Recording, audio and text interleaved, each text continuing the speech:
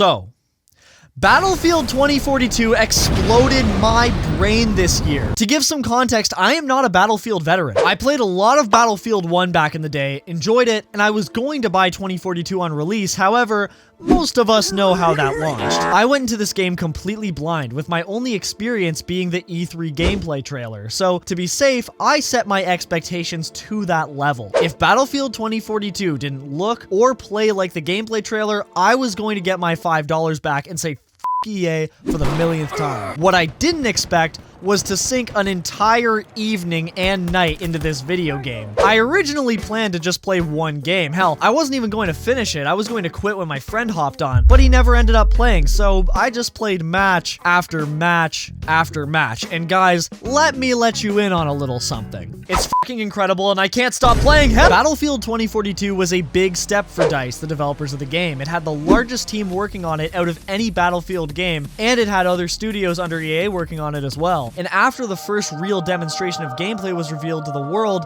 it made sense. Not only was there so many effects happening on screen at once, but there were full-blown balls-to-jaws natural disasters that really brought the post-apocalyptic future of Battlefield 2042 to life. And to top it all off, they announced there could be up to 128 players in a single lobby.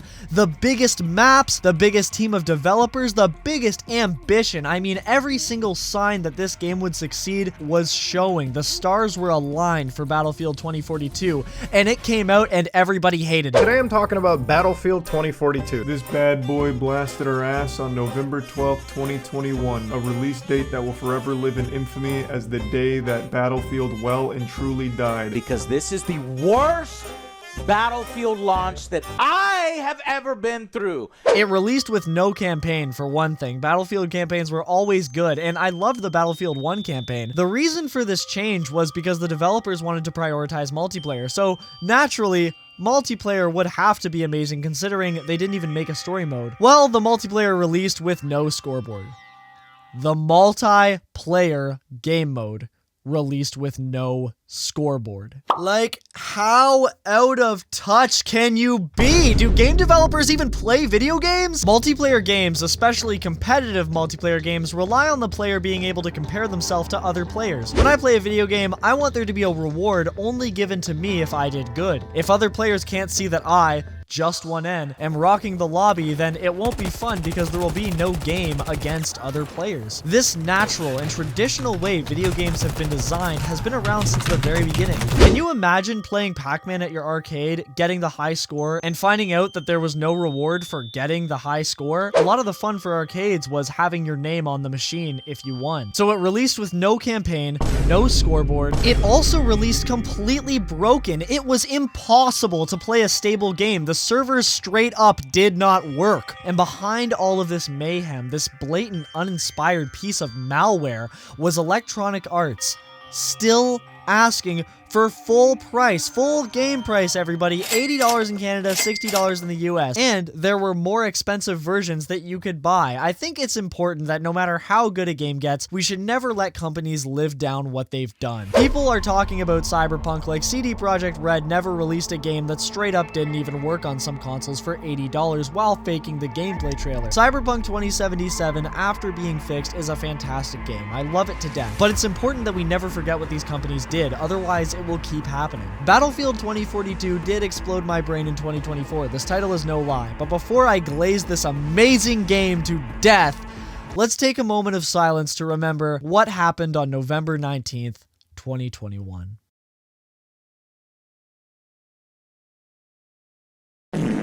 After the catastrophic launch, DICE got to work at making Battlefield 2042 the game they promised, and 3 years later, a greasy man decided to give it a try, leading us to this moment. Now, very frequently, Battlefield 2042 will go on sale for $5.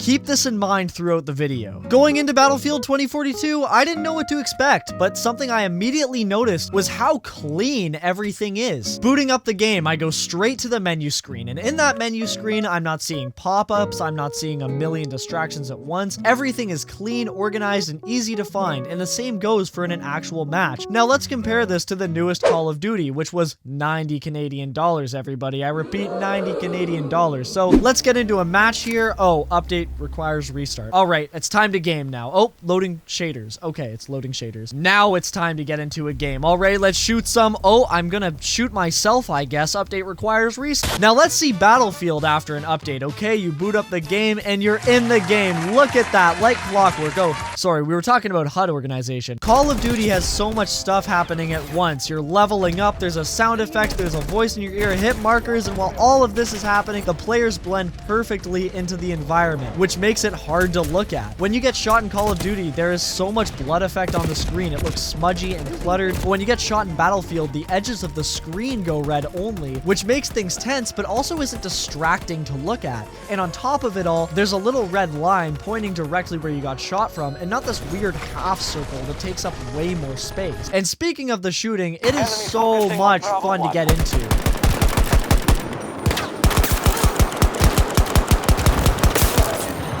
Something about Battlefield is that the shooting is not mindless. When playing Assault class, I prioritized rushing the objective and getting a bunch of kills, and instead of just full auto, El Pacino, guns blazing and praying, I always swap my gun to single fire mode and swap to a scope to be more accurate with my shots. Only in close quarters do I swap to full auto and use the stock sights. I love that Battlefield keeps me locked in with the game's mechanics. If I'm running down a hill, I'm checking my scope. If I'm entering a building, I'm going full auto. It's just one thing to another that makes every match more enjoyable because you care about your life. Fucking shotgunner, bro. What up, bro? Oh Let's my go. god, did you see that shit? Oh, I immediately got sniped. What? Now, of course, I'm going to touch on this now since I've already talked about swapping attachments, but yeah, you can swap weapon attachments mid-game, which is so engaging and epic to do. The seamlessness of the gameplay for Battlefield 2042 has been accomplished perfectly. You shoot, you swap attachments, you jump off a building, and wingsuit, yes, you can fly in this game. Wait, Justin. So you're telling me this game has flying? You're telling me this game is set in the future?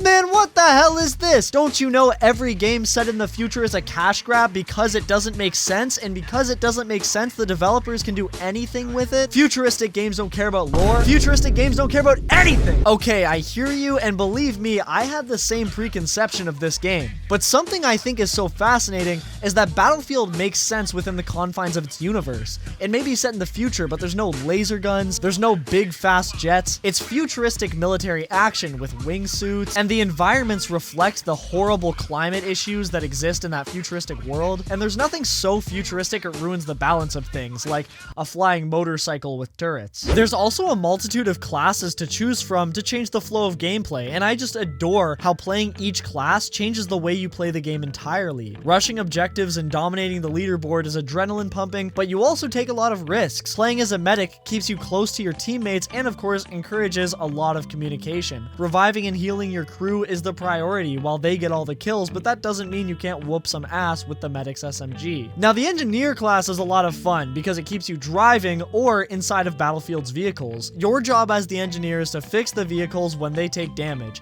Tanks are an absolute beast, and they're even more insane when you're repairing them at all times. And when there's multiple engineers repairing at once, it's pretty much a god. Now, you may be thinking, well, Justin, doesn't that ruin the balance of gameplay since they can't be destroyed by other people? Well, I was wondering this too until I saw that the engineer is anti-tank explosives, which keeps the flow of gameplay balanced and fun. Everything works with each other in harmony, and it is just so divine. Yes, divine. Like a plethora of frames transitioning one to another. Optimization so enticing, any GPU has a chance.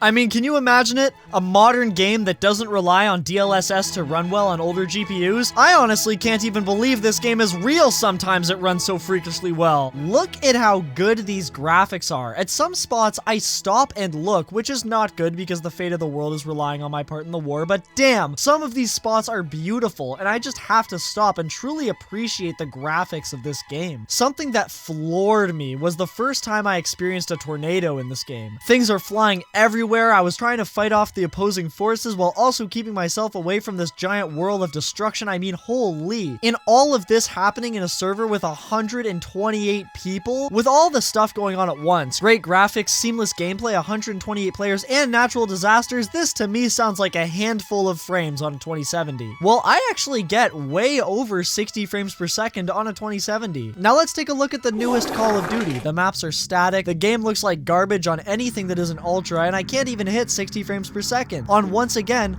a small static map with 12 players and DLSS on. You see, the game is called Call of Duty because it looks like duty. It makes you want to call a crisis hotline after playing it for 5 minutes. Competitive multiplayer games are great, but if the battlegrounds that the players scrap in aren't well made, it can ruin everything. Battlefield's maps have so much depth to them. The map Flashpoint has these large structures that give players a height advantage, and this height advantage is so big that the players can move in at it at a bunch of different angles. The maps are huge, but aren't flat. They're deep, and because of that, every map is pretty recognizable after the first time playing each one of them. Let's go back to Call of Duty. Like I said earlier, Call of Duty really suffers the sad fate of being a clusterfuck. What am I looking at? Where am I? Why is this game running at 45 frames per second on this enclosed space? $90. And as for Battlefield, it looks really good. The players contrast the environment perfectly. It runs smooth.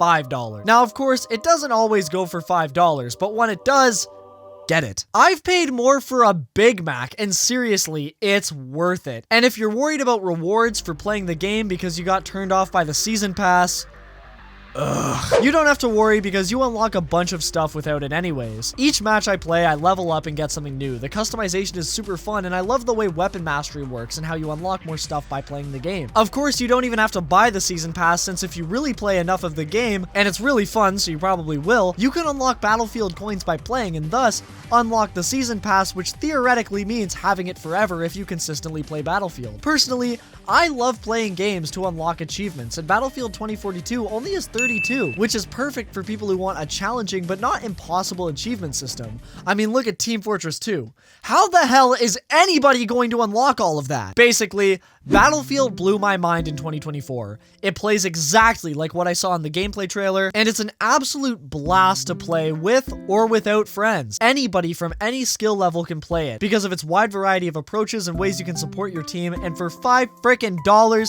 it is totally worth every penny. Also, I'm just gonna throw it out there, Call of Duty Black Ops 6, skill-based matchmaking. Battlefield 2042, no skill-based matchmaking.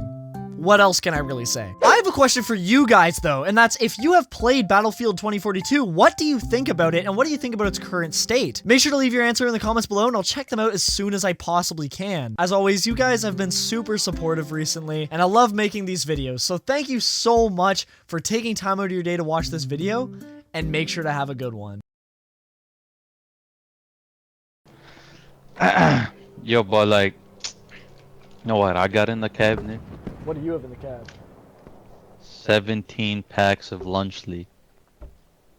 Are you serious You know I keep it stacked. Wait, good like that. Do you We eating lunch.